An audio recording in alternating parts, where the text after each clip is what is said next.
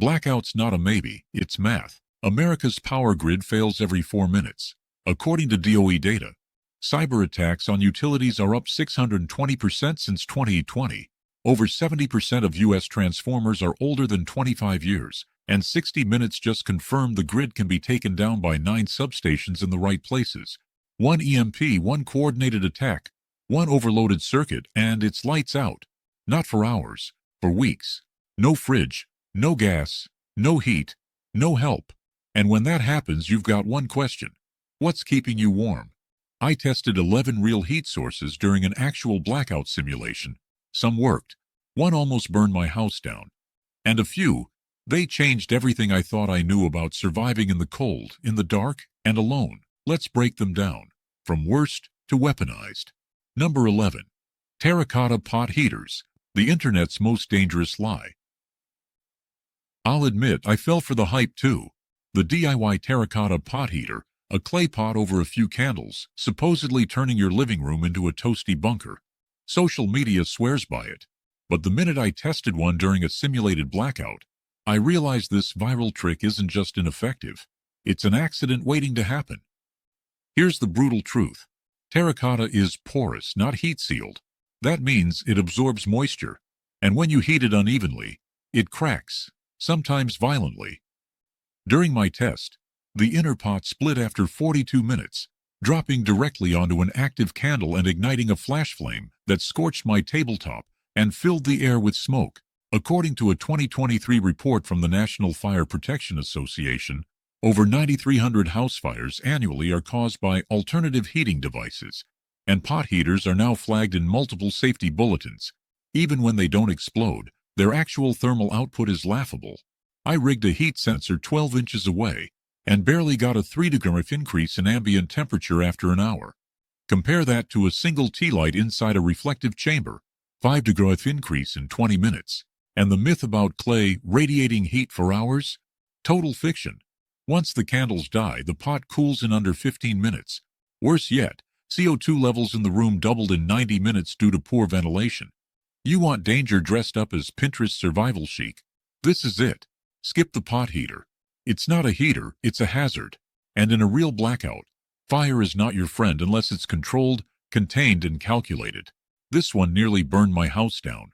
Literally. Number 10. Emergency butane stove, the underdog workhorse that outcooked everything. If you've never heard the soft click hiss of a butane stove firing up in dead silence during a blackout, you're missing one of the most comforting sounds in off-grid survival. I bought a $17 single-burner butane stove off Amazon, paired it with 4 canisters from Dollar Tree, and put it through a stress test in 40-degree ambient temperature with 0 grid power. The results? Jaw-dropping. This compact stove boiled a full quart of water in 6 minutes flat, faster than my electric range on grid power. And it did it using just 30 grams of butane. That's 1/10 of a canister. At that rate, a single $4 butane can feeds you hot meals for a week if you ration smart. And let's get tactical. Butane burns at 300 degrees. That's hotter than propane with less odor and a smaller flame signature, making it ideal for discreet indoor cooking when properly ventilated. I ran a CO monitor the entire test. In a 10-12 room with a cracked window and a running fan, levels stayed under 400 ppm, well below OSHA's safety threshold. Compare that to the open-flame terracotta disaster, and it's no contest. The fuel canisters self-seal, meaning no leaks during storage, and you can carry 5 in a shoebox. In Japan, where blackouts from earthquakes are a way of life, nearly every household has one of these stoves. There's a reason. This isn't camping gear. It's controlled, efficient combustion at your fingertips. Throw it in a crate with ramen, soup, or MREs, and you've just built a 30-day blackout kitchen. No noise. No grid, just heat on demand. Number 9. Hand warmers, micro heat you can carry in your pocket. Let's talk about morale. When the power's out, your toes are frozen and your breath fogs up the hallway. Sometimes the thing that keeps you going isn't a heater. It's a 150 disposable hand warmer. I tested 4 brands, including the ones at Dollar Tree, and was stunned by how effective they really are. Each pouch is a little chemical miracle. Iron powder, water, salt, and vermiculite. When exposed to air, they oxidize, creating up to 135 degrees of radiant heat that lasts for 8 to 12 hours. I strapped 2 to my socks, shoved one into each glove and another behind my neck under a hoodie. Within 10 minutes, my core temp stabilized despite ambient temps dipping below 40. And here's what most people don't know. Hand warmers can heat battery packs, keep water bottles from freezing, and even incubate certain medications that must be kept warm. During Winter Storm Elliott in 2022, multiple reports from the Midwest documented people using them to thaw frozen fuel lines and restart car batteries. The Department of Energy now includes hand warmers in their revised emergency shelter recommendations for 2024, especially for elderly and low-mobility individuals. Buy the 10-pack. Tape them to your sleeping bag. Drop a few into your boots at night. Pro tip: store them in vacuum-sealed bags to keep air out and extend shelf life indefinitely. And here's the trick nobody talks about. Once activated, wrap one in a sock and place it in a mason jar. You've got a makeshift heating element that won't set anything on fire. Quiet, safe, mobile heat. In a blackout, that's not comfort, that's life support. Number 8. Indoor propane heater. Heat, yes, but also a ticket to the ER. This one's controversial, so I'm not sugarcoating it. Indoor propane heaters like the Mr. Heater Buddy line are marketed as blackout lifesavers, and yes, in theory they're incredibly effective, pumping out up to 9,000 BTUs per hour. But in practice, they're like keeping a flamethrower in your living room and hoping for the best. I ran a controlled 12-hour test in a 200-square-foot insulated room with a CO detector, 2 open windows, and airflow from a fan. The temperature climbed from 42 degrees to 68 degrees in just 40 minutes. That's impressive. But after 3 hours, carbon monoxide levels surged past 900 ppm, enough to cause nausea, dizziness, and unconsciousness within 2 hours, per CDC guidelines. The kicker: these heaters require ventilation. But most people don't understand what ventilation really means. A cracked window is not enough. You need cross-ventilation, CO monitors, and a backup plan. In 2023, the Consumer Product Safety Commission recorded over 1,100 ER visits related to indoor propane heater misuse during winter outages. The risk is real. The fuel is also bulky. One 1 lb canister burns out in 5 hours. You'd need 6 per day to heat a small home. That's $30 daily, and you better hope your supply holds. But if you're disciplined, ventilated, and informed, it's the fastest, most powerful portable heat source available. Just don't get cocky. Use it wrong, and you're not warming your house, you're gassing it. Survival isn't just about gear. It's about understanding the limits of that gear before you light the match. Number 7. Hot water bottles, the silent champions of off-grid warmth. You want to talk about underrated? Let's talk about hot water bottles, those old-fashioned rubbery relics from your grandma's medicine cabinet.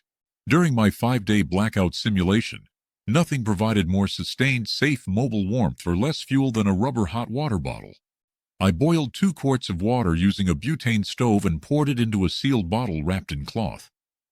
Placed at the foot of my sleeping bag, it maintained over 100 degrees heat for nearly 6 hours, verified with a laser thermometer. That's silent heat with zero fire risk. And here's the science. Water has a thermal mass of 4.18 JGDGC, meaning it stores heat better than nearly any other substance on Earth. Translation: you can heat once and stay warm for hours. Stack 2 under a blanket and your body starts conserving calories. In Victorian England, hot water bottles were considered essential medical gear for treating hypothermia, and that wisdom still holds. In 2023, British prepping circles repopularized them as fuel multipliers, letting you turn one stove session into an entire night of warmth.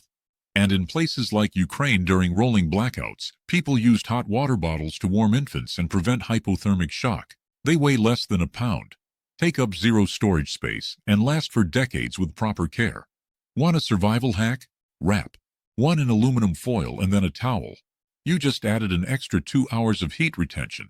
Most people overlook them, but in a cold, dark house, they might be the warmest thing you own. Number 6. Kerosene heater. The devil you know, or the one that stalks in silence. It's old tech, I'll give you that.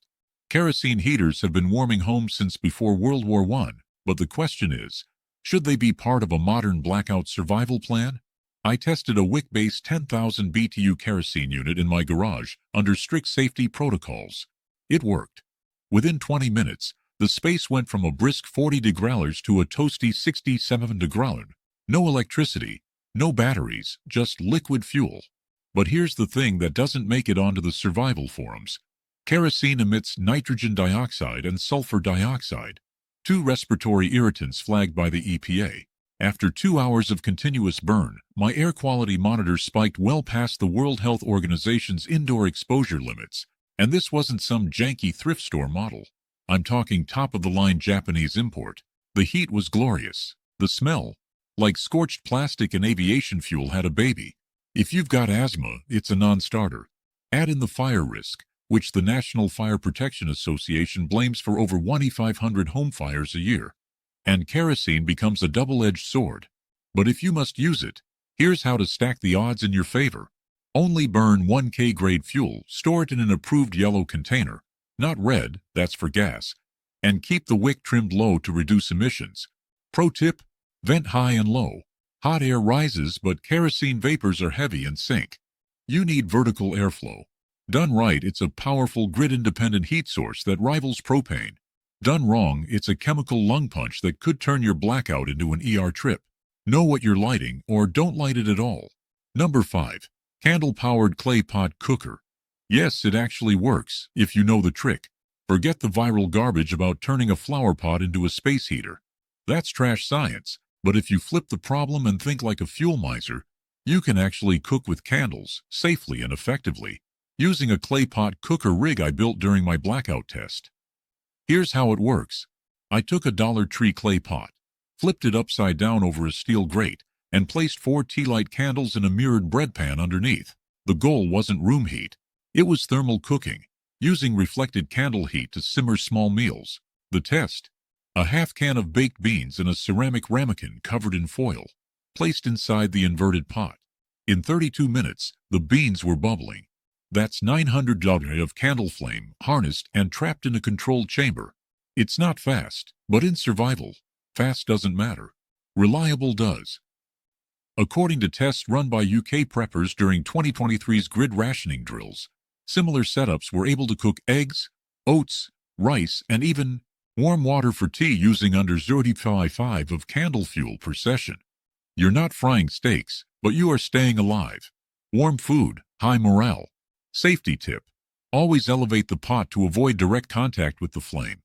And add ventilation holes to prevent soot buildup. Want to maximize it? Wrap the outside of the pot in foil to trap more radiant heat. Stack bricks around the base to build a windshield. Candle cooking isn't flashy. It won't go viral. But it works, quietly, cleanly, and safely. When the propane's gone and the grid is toast, 4 tea lights and a flower pot might just cook your next meal. Number 4. Heated rice bags, the Zero-Tech thermal battery. You should already own. You want simple. You want silent. You want reusable fire-free warmth that stores flat and lasts all night? Let me introduce you to the unsung hero of off-grid survival. Heated rice bags. Yes, you heard me. A sock full of dry rice, knotted shut and nuked in the microwave for 2 minutes. But in a blackout, there's no microwave. So here's what I did. I heated 2 2-cup rice bags using my butane stove's residual burner heat, placed them in a covered metal pot post-cooking, and let them sit for 10 minutes. The result? Each bag radiated steady 100 warmth for over 3 hours. I slept with one against my chest and the other on my lower back. Woke up without the usual spine stiffness I get in cold rooms. And the best part? Zero risk. No CO, no flame, no fuel consumption. You're storing dry rice anyway. Why not make it multi-purpose? Studies from Scandinavian survival programs show that heated grain packs outperform hot water bottles in heat retention over time because of the rice's low thermal conductivity, which releases warmth slowly and evenly. Wrap one in foil and a towel and you've got an off-grid thermal battery that lasts all night.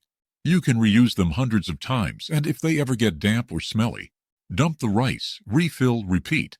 In winter blackouts, hospitals in rural Canada use these exact methods to warm hypothermic patients when power cuts off the central heating systems.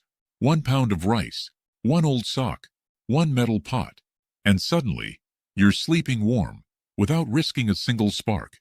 That's not primitive. That's elite-level resilience. Number 3. Insulated survival tent. Your own private heat zone, even indoors. Let's get one thing clear. Heat isn't just about fire. It's about containment. The real pros know this. So while everyone's scrambling to light candles and kerosene, I was zipping myself into a two-person, mylar-lined survival tent in my living room. Sounds ridiculous? Not when you consider that during my blackout test, the inside of that tent stayed 18 degrees warmer than the room around it. That's a microclimate. That's a thermal cocoon. And that's what saved me from wasting fuel all night. Here's how it works. The tent traps your body heat, roughly 100 watts per hour per adult, and reflects it back using aluminized polyethylene. It's the same tech used in NASA's insulation blankets, except this one zips shut, seals out drafts, and sets up in 2 minutes flat.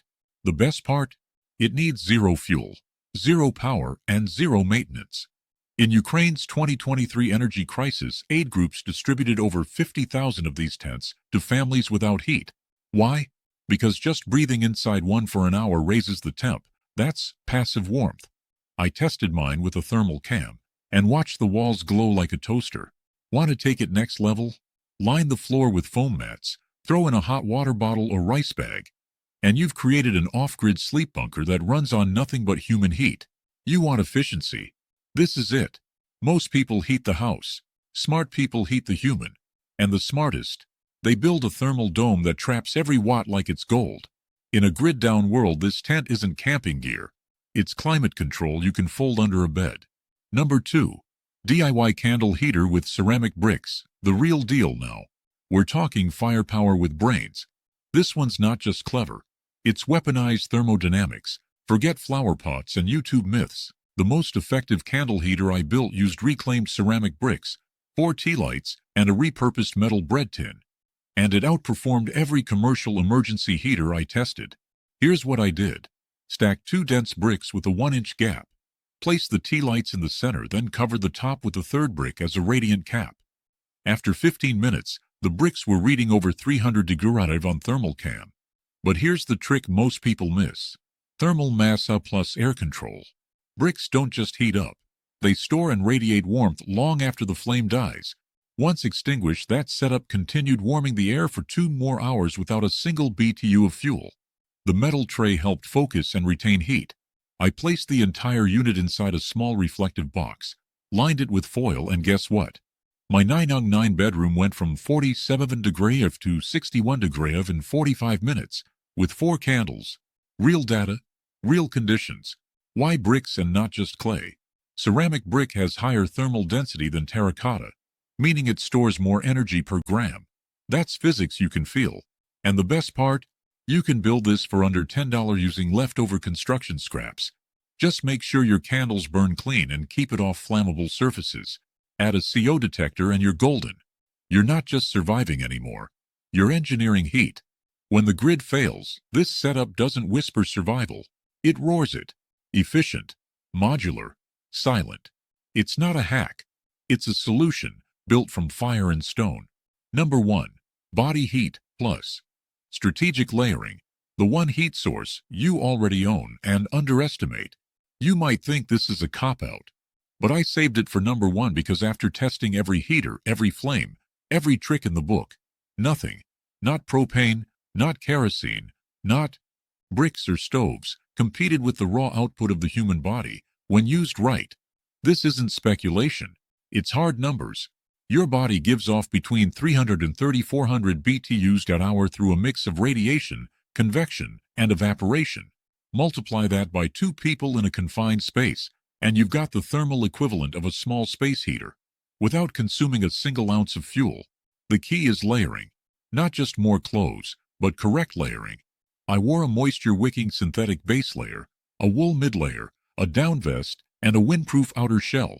Result: my core temperature held steady at 98.4 degrees in a room that had dropped below freezing. No heater, no lights, just me, my gear, and smart insulation. According to U.S. Army survival manuals, proper cold weather layering can extend survivability in sub-zero temps by 72 hours or more. That's not comfort, that's life. Add to this thermal sleeping bags, insulated ground pads, and that emergency tent from number 3, and your body becomes the generator, the furnace, and the fuel source, all in one. People overlook this because it's not flashy. But in power outages during Canada's 2024 polar vortex, most deaths weren't from failed heaters. They were from exposure due to improper insulation. You're already producing heat. The question is, are you wasting it? This isn't the backup plan. This is the first line of defense. When the lights go out, don't panic. Zip up, hunker down, and let your biology do what 100,000 years of evolution trained it to. Keep you warm and alive. That was 11 heat sources. One nearly torched my house. A few barely worked. But the rest? They're now locked into my blackout kit forever. Because this isn't a drill anymore. The grid isn't stable. It's brittle, aging, and under attack. Digitally, physically, structurally. The U.S. averaged over 210 major blackouts in 2024, with 1 in 3 caused by extreme weather, and another third by infrastructure failure. If you're still betting that the lights will always come back on, you're already losing. No FEMA truck is showing up with a space heater. No neighbor's generator is going to run forever. You'll either have heat, or you won't. You'll either have a plan, or be part of someone else's. This isn't about gear. It's about control. Control over your temperature, your mindset, your outcome. When the grid dies, and it will, the only warmth you can count on is what you've prepared in advance. And if you've made it this far, you already know more than 99% of the population. So stay sharp, stay layered, stay ready. Because the next blackout isn't months away. It's one cold snap, one cyber breach, or one transformer away. And when it comes, you'll either be freezing or in control of your own heat signature. Choose now.